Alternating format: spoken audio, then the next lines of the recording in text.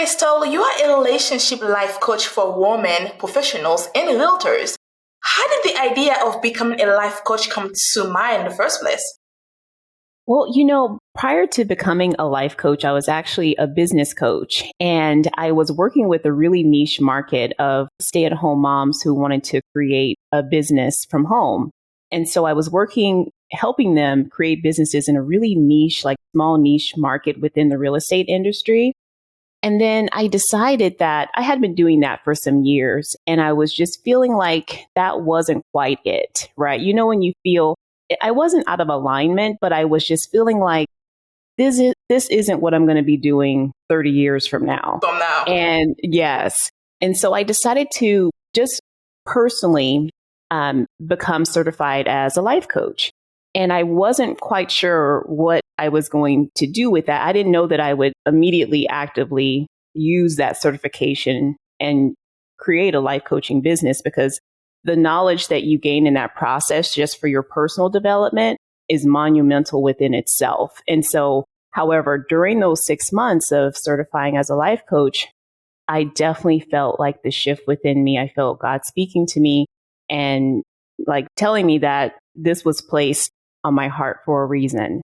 And it was at that time where I realized relationships are the cornerstone of our world, right? Yes. Friendships, marital relationships, colleagues, right? There are relationships at every way we turn, and learning how to navigate those in a way where you can be loving, compassionate, curious, and still maintain your own mental and emotional well-being. I was really realizing the power in that. And as I learned how to do that for myself, and I still learn how to do that for myself, right? It's not like an end destination. I realized that I had to share that with other women and people in general, but my audience is primarily women. And it has just been a joy to be of the privilege to have access to that knowledge, gain it, but then turn around and share it. Wow, this is awesome. But you said that you are also a business coach. So did you find yourself especially when you're working with women, because I work with women a lot, so I can't really speak in the men behalf. Yeah. Did you find yourself especially with women, where you have to do the life coaching part with them before you can even move to the business part of it? Because it happened to me a lot. That's why I'm asking. No, that's a great question, because yes, at the core of it all is our mindset. And that really is what life coaching is about, right? Life coaching isn't about healing the past or working on trauma, that type of thing. Like, most of that is really for our amazing trained therapists, psychologists, and psychiatrists. Life coaching is looking at where you are today and getting you to where you want to go in the future. And one of the beautiful things about that is it is all based on what we're believing about ourselves, the stories we're telling ourselves, the beliefs that sometimes have such really deep roots. And we don't realize it that we've been telling ourselves a story, but that story may not be completely factual, but that's how we're running our current day lives, off of a story. And so mindset is absolutely the foundation of it all when I was a business coach. And I think I didn't quite realize it as much as I do now, obviously, after being trained, but absolutely mindset's at the core. So, but for right now, when you also work with realtors, so do you have a background in real estate? That's the reason why also you focus on that as well? When I first started my business, I was a personal concierge, because I knew that I wanted to be in business, but I had no idea what to do. I didn't have a friend, a parent, a grandma, a cousin who was in business to ask any advice from. And so I just said, what's something that I can just entry level get into owning my own business? And I was like, you know what? I'm trustworthy and I'm detail oriented and I know how to follow instructions. So I'll be a personal concierge, delivering dry cleaning, picking up kids, taking them to ballet practice, for busy professionals. And then I transitioned to becoming a virtual assistant. And that is where I started that niche business in real estate, which was working as a transaction coordinator. And if you've ever purchased a home, you have probably worked with a transaction coordinator, whether you knew it or not, because they are the ones behind the scenes helping the realtor manage all of that paperwork to make sure that you get to the closing table. And so that was the business that I created for myself. And after a certain amount of years, like I had mentioned to you before, like gaining the knowledge, but never holding on to it, turning around and sharing it, right? And so I was like, I need to share this with other women. And I was a work from home mom at that time. I was pregnant when I started it, and then raising my son while working from home. I knew what that was like. And I also knew what it was like to not believe that it was possible. And so once I got on the other side of that, I realized that I wanted to share that message. And so, yeah, the niche was transaction coordination within real estate. So I was actually never a licensed realtor. Yeah. Wow. So not only like before you actually have all you have right now, you build all the skills by just actually having your own business in a different way than in all the process of owning a business. And then decided to say, okay, I'm going to be a business coach because I have been learning this. I know how it works and I can teach it to someone else. Huh. Interesting. Yes. You know, a lot of people don't actually look at it this way because I meet a lot of business coaches like, so how long you been doing this? 2 years. Did you own a business before? No. I'm like, oh, okay. Well, thank you for reaching out to me. How are you going to teach me to start a business? I love that you said thank you for reaching out. That's the end of the conversation. That's the end of the conversation. But I like what you did because you gain the knowledge and then you take that knowledge, you pass it on, which is the proper way of doing it instead of just trying to do something you don't have any knowledge on.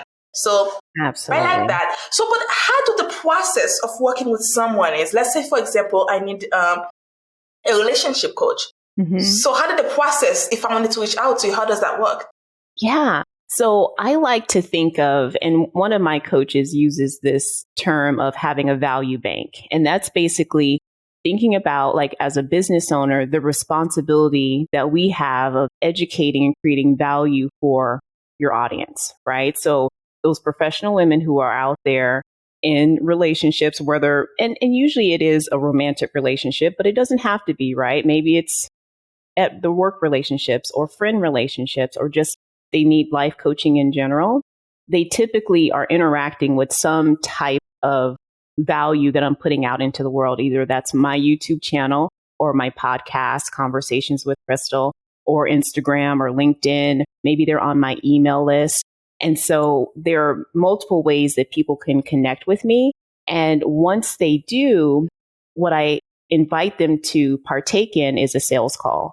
And what's powerful about that sales call is that that's a time for women to come to me with, lay it all out on the table of what's going on, what's not working, what you've already tried, what you're experiencing right now. And usually sometimes it's like hopelessness, or they're feeling resentment, or they're feeling, just like they're coping, that type of thing. And I listen. And on that call, I actually create like a treatment plan, like a personalized plan based on what I've heard that you were sharing. And we have a conversation about whether we think we're a good match to work with each other. And then we move on from there. But it's important for us to have that meeting. And so that way I can hear what's going on and be really transparent and honest with you about what I'm seeing. And some of that sometimes is hard to hear, right? Because it's important to challenge some of the things that we may be a little stuck in. But if that stuckness is, hindering you from getting the results that you want on the other side, wouldn't you want someone to challenge you on that? And so it's an important conversation to have. So that's how the process starts. So do you have them as one-on-one, or is it a group coaching? How does it exactly, what's on the other side of once they decide to work with me? Yes. So right now I'm actually focusing on one-to-one. And so that it's a 90-day container. So from the moment that we start working together, we go through a 90-day process. It's weekly coaching where we meet virtually. And then I also give them access to me via an app called Voxer. It's like a walkie-talkie app. And so that way they Cool. can, yeah, so they kind of have me in their pocket a little bit. So if there's something going on, they can send me a message and get some coaching or get some encouragement or get prayer, like I'm open and ready for all of it. And so those are some of the ways that I take care of my women who work with me one-to-one. I liked it. I like that. So they have Yeah. access to you when they need the support. You never know. So Yes. I like This it. is But true. something that you said that's kind of like, I like to think very far away. So Yeah. anyway, like when you're talking, you say even in the workplace, Yeah. how would you think it will be like to coach not just the leader of the business, but what about if you Mhm. could coach the employee, the staff Mhm. members, how to work Mhm. with one another in a relationship way, like Mhm. like colleagues, to respect Yes. one another, because it's something like owning a business, and even within WomLEAD, even when I work in corporate, that Mhm. was a big problem. Even with Yes. sometimes you have employees that doesn't know how to communicate with one another, how to Yes. to build that relationship and that level of being colleagues, and it's Yes. become like a big issue. So I don't know. That's just popped in my head. What can I say? Yeah, no, no. I mean, I think that's important. Like workplace relationships are a big deal. And yes, after the pandemic, many of us transitioned to some type of maybe work from home, but many of us still also work together physically, right? And so I think whether you have a virtual team or an in-person team, understanding what's creating the results that you're getting with your colleagues is so important, right? And really it always boils down to the thoughts that we're thinking, the beliefs that we're holding on to. Because someone else, another colleague, all they really have control over is the circumstance, right? Kind of in your story. So maybe they didn't say hi to you, and when you guys walk by each other in the hallway or something like that. That's the situation. But the question is, what are you thinking about that? What are you believing about that? What are you making it mean? And then that typically trickles down into a feeling, and we take actions from our feelings. And those actions give us results. And really, Yes. right? And many times, those results may not be ones that are working for us, but many times, if we're not stopping to understand the core of what is going on and why it's happening, then we just keep repeating. We just keep doing that. We keep looping. We keep doing the same thing over and over again. And so, yeah, I think what you're saying is really important for the workplace is understanding relationships and learning how to communicate and learning how to be with your emotions. Many times we act out or we buffer or we resist or we avoid emotions instead of being with them because they're uncomfortable. But that in itself is a powerful place to be when you are secure in yourself. You understand what it is that you want to make things mean, beliefs that you decide to believe ahead of time. So that way you're always taking care of yourself, right? Mentally and Right. emotionally. But you're also able to have like compassion for others and understand where they're coming from, maybe, but you have control over what you are allowing yourself to take in and believe. Yes. Is that some sort of service that you can provide as well? Absolutely. I in addition to so at the time of this recording, I'm actually working on growing the one-to-one side of my business, but the other side of my business that is already growing is what we're talking about there, working with businesses and helping them in a group coaching format for those types of things, working on mindset. Absolutely. We need it. God knows we need Yes. it. Absolutely. So, y- marriage is two-way relationship, right? So, both husband and wife need to support each other for it to be fulfilling. So, how do you encourage your clients to do so? Well, I think even when we think about, having the expectation that our spouse needs to support us, I think we need to even get really clear about what does that mean.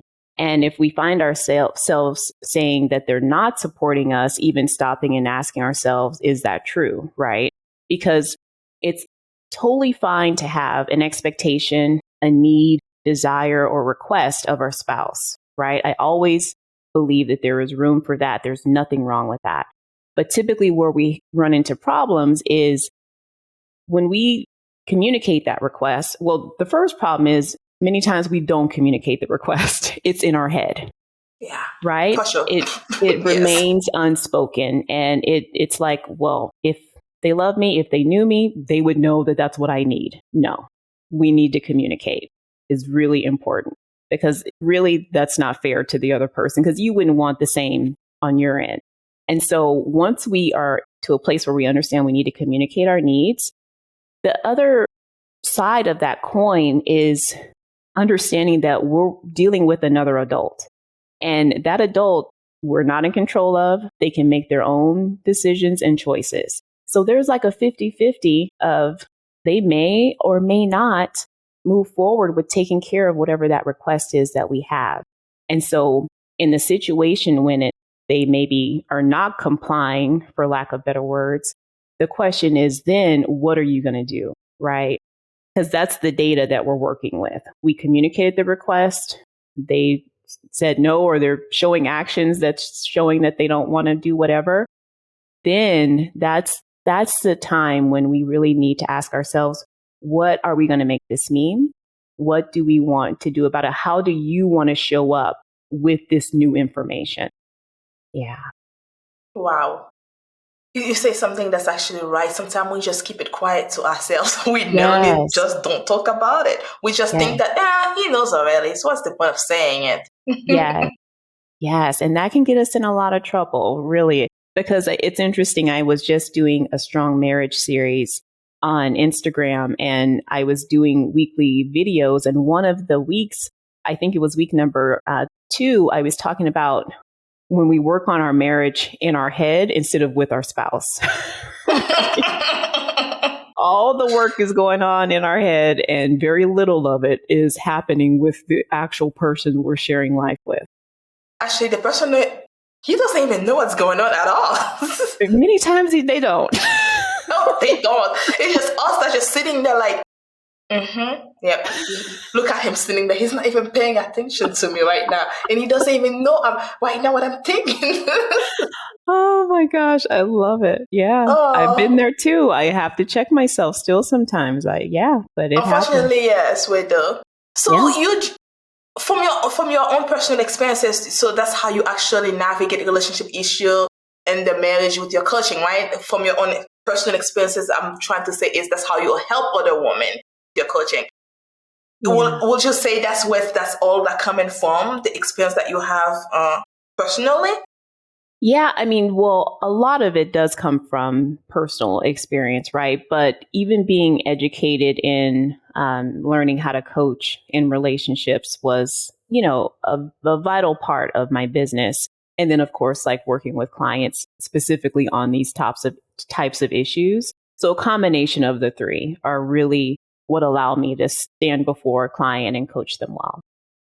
So I was listening to some of your podcasts. Sorry, I'm nosy. I'm very nosy. Well, thank you. So Go can you tell us be nosy? So Conversation with Christal, can you tell us about it?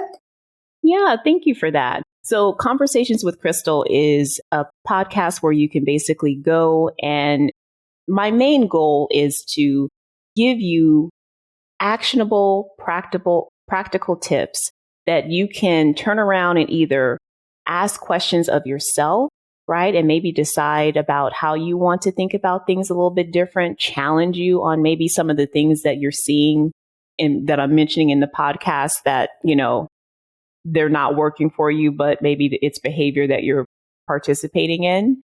And then, little wins, pieces of encouragement, and then practical tips of things that you can do in your relationship that same day after you're listening to the podcast.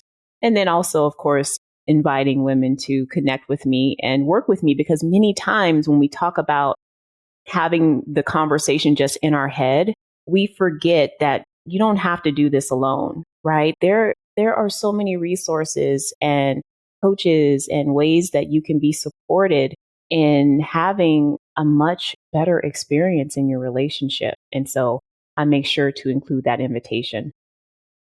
I love it. And I'll be listening. I'll still be nosy for a while. I appreciate it. You keep being nosy. I know you also help realtors, right? So I know that the way you work, are you still helping them the exact same way, or do you provide another type of services to them now? No, it's just a nod to realtors to basically, let them know that I understand their world. And so I include realtors in who I help just because I've, worked with them in my past business. And even though as a life and a relationship coach, it's different how I'm serving them now. I just want the specification in sharing that I work with them is basically just a nod to let them know that I see them too. You see that, you know what they're going through, because I think Yeah, that's a whole different kind of niche, especially as going around and doing, it's a different type of things they are doing compared to other people. absolutely. Absolutely. It's an industry that has, interestingly enough, sometimes have had a tough reputation when it comes to relationships because there is no like weekend for most realtors, like so that relationships, I think, for some have been maybe not as nurtured, right? And maybe not as cared for because of the type of industry that they're in. And that relationship even starts with them, right? And how they're caring for themselves and taking care of themselves, but definitely with their significant others as well. And late night, especially when you tell the husband, "Oh yeah, it's 7 o'clock. I won't be home because I gotta show this guy a house." Really, you're gonna show the Yes. guy a house? I can imagine some guy saying it on their head. Are you sure it was a house? Oh my gosh. I love this. You're funny. Well, it's happened. Everyone else is thinking it. I just said it. That's There you all. go. Oh my gosh. So, I know that you say you can help women to be more flexible and work from home and different profession to work from home. How exactly can you help them with that process? Like if let's say they decided they were going to work from home, what kind of services can you offer them to be able to do that? Well, in my current business, that would look like helping someone like in regards to life coaching Okay. and working with them on whatever mindset that they are currently having that's hindering them from doing exactly that, right? And many times it is, stories that they are telling themselves about they don't have enough time or they have too many commitments or they're the default parent in the household, whatever the story is, we would just dive in and just kind of pull the layers back like an onion, just pull the layers back and really get to the culprit thought. That's kind of how I like to describe it, right? That's the thought, that's the culprit in the story that's Yes. hindering you from attaining and achieving or just getting some movement towards whatever it is that you desire. And so if someone came to me looking for support in that way, that's what it would look like. You know what? With especially with what happened with the pandemic, with everything Yeah. that's going on in this world, both spouses now they're like busy. Some of them probably they were not working for a year, even 2 years, and now they're trying to Yeah. catch up, money, everything else. So, what advice would you give them to achieve a work-life balance and to enjoy a happy married life? Yeah.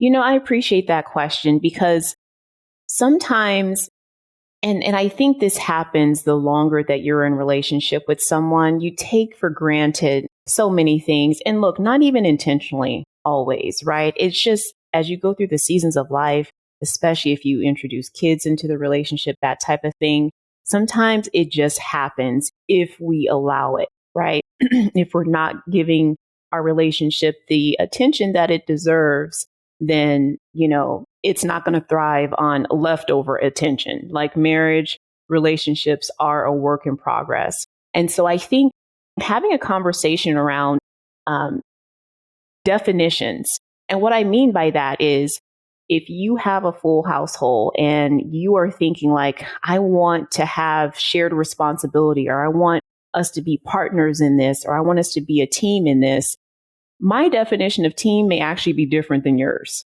Right. Sure. And so I think sometimes even having those basic conversations with your spouse about like, when I say I want support or I want us to be a team in this is what I'm actually looking for, and allowing them to do the same. And then you two communicating and figuring out a place to come in the middle and just kind of meet there and support each other. And I think, communication is usually one of the top concerns of a relationship. And so I think giving your partner the benefit of the doubt and always having the conversation, because not being honest with yourself and your partner takes energy, right? It takes just as much energy to have the conversation, right? So I always advocate for choose your discomfort. Choose your discomfort. I rather have discomfort in having that maybe tough conversation, but trusting that you can handle yourself and you can get to the other side of that versus the discomfort of just, hoping in your resentment, in your frustration, not feeling hopeful that it may even work out. You know what I mean? And so which discomfort will you choose?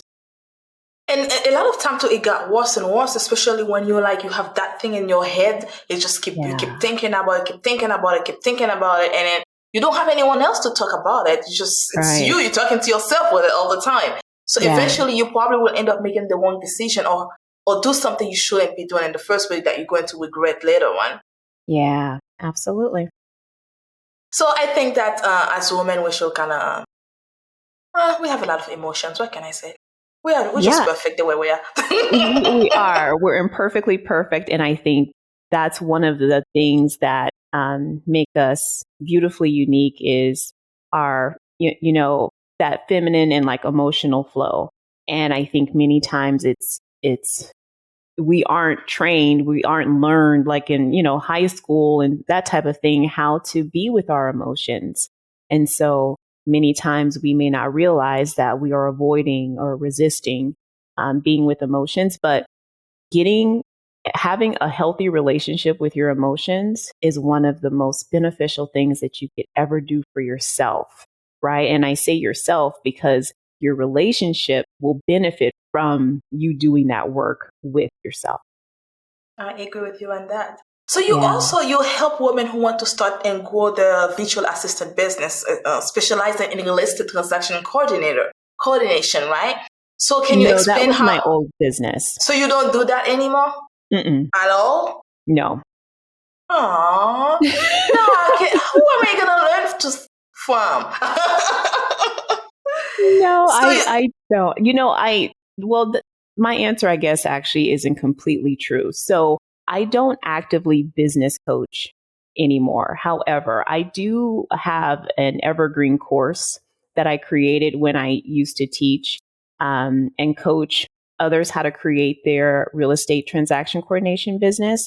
And so those courses are still available and people do still purchase them.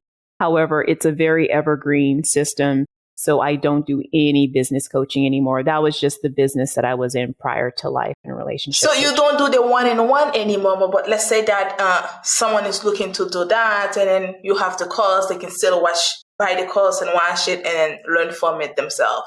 Exactly. They can purchase the course, but it's self-paced,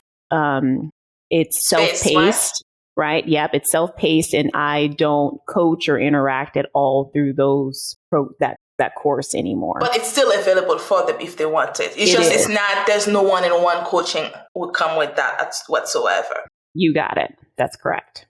Okay. So you believe that women can be change makers and influencers of their households and community. But we juggle walls. We have a lot of walls. What would you say to encourage them that nothing is impossible if they want to do it? Yeah.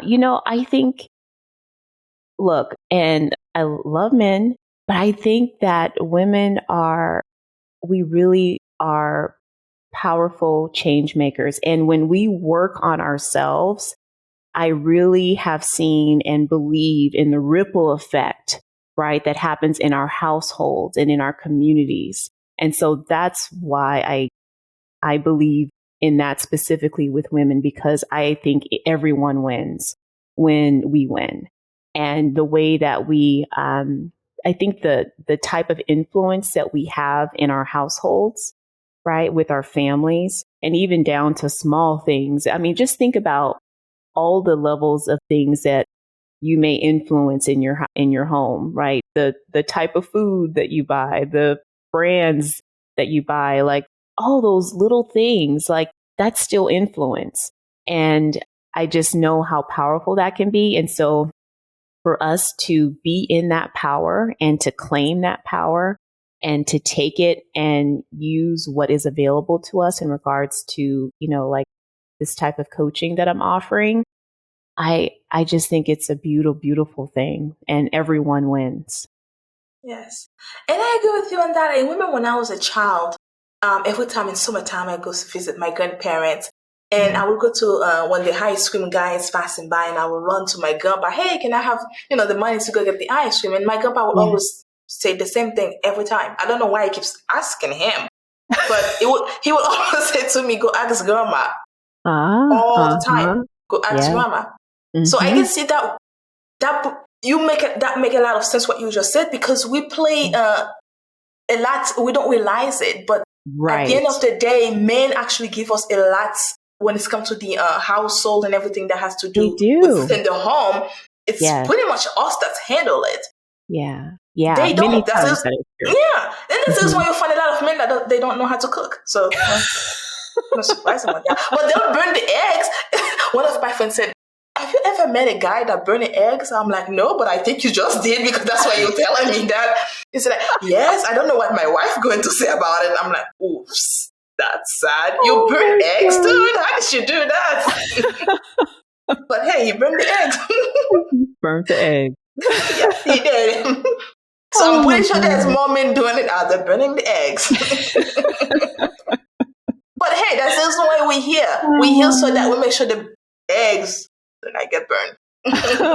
Yes, or we educate them, right? Yes. We're like teachers. We're always teaching for some reason. We are always teaching. So I think that the world without us, they'll be missing out a lot of things. So they need us. And I think what you said there is important. Like, yes, we are always teaching. And I want to make sure that the listeners hear that many times that teaching is through our actions. It's not always verbally. It's what are we doing, right? How are we carrying ourselves? What are we investing our time in? What are we investing our money in, right? How are we caring for ourselves? That's how we teach. Many times it's not verbal at all. You don't want, and then also what they can do is they can also watch their kids. Yes. When I gave birth, I'm watching my son growing up. Mm-hmm. And that's when I realized that how much our kids follow what we do. Oh, absolutely. So not only like, as a boy, everything I do, he will try to do it. Like if he sees me cooking something, it's like he will take he's trying to do it the exact same way. Like I love to wear a hat, especially in winter time. So I will wear something in my head.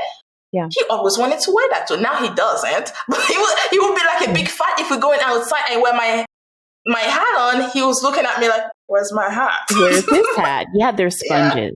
They really are. They are really watching us. Mm-hmm. They learn from us a lot. And I think that it's not just the kids. Because also I think that even the husband, they do it too. Yes. You can even try that. Say something at least 5 times in front of your husband to see next time if he's not going to say the exact same thing back to you. I know, I watch it happen. The exact same thing. He will repeat it to you. Or sometimes you use some sort of phrase a lot, and next thing you know, he starts saying the exact same phrase too. He's using the phrase, yes. He is using it. You're right, though. Our spouses are watching us, and I believe that's a beautiful way for us to educate them on how to treat us. Right? Mm-hmm. Yes. You are right with that. Mm-hmm. So now, maintaining a marriage is not easy, and communicate is key in it. Any advice you want to give to those who are facing issues and how to resolve them without just wanting to end the relationship? Yeah. Yes. I think the first thing that I want the listeners to consider is that it really takes one person to just shift the trajectory of a relationship. I know, I mean, there's even songs, right, saying that it takes two. However, I want to challenge that because I believe differently and I know differently.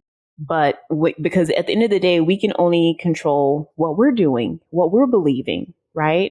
How we're showing up. And so I think if you're listening to this right now and you are facing issues in your relationship, I think be encouraged that you can take care of yourself in this situation and you're always going to benefit from that work anyhow. However, those ripple effects, they do matter and it will impact your relationship.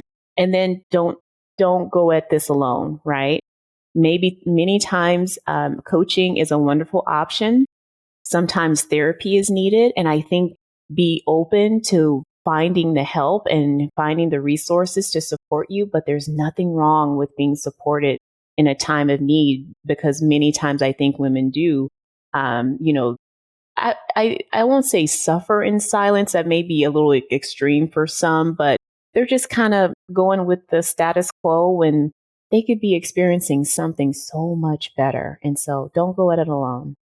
Yeah, we like to say it is what it is. We'll just hold on to it until we can do something about it. Yeah. And we spend the rest of our life just holding on to it Just and we holding die. on to it. Yes. And we Yes. die. Let's change that narrative that we have in our head about what's available to us. There's so much more. Yes, I agree.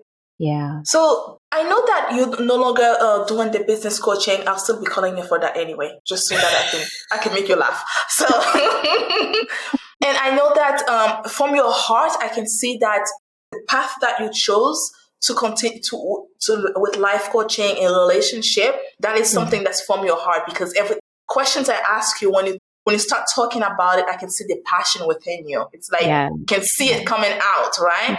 Yes. So what is, like, let's say someone that's listening to you right now, what are 3 ways that you can help them in a relationship? No, I appreciate that. So one way that I love to start off in helping, and I giggle a little bit because sometimes this is the hardest part. It's my ABC process, right? It's awareness.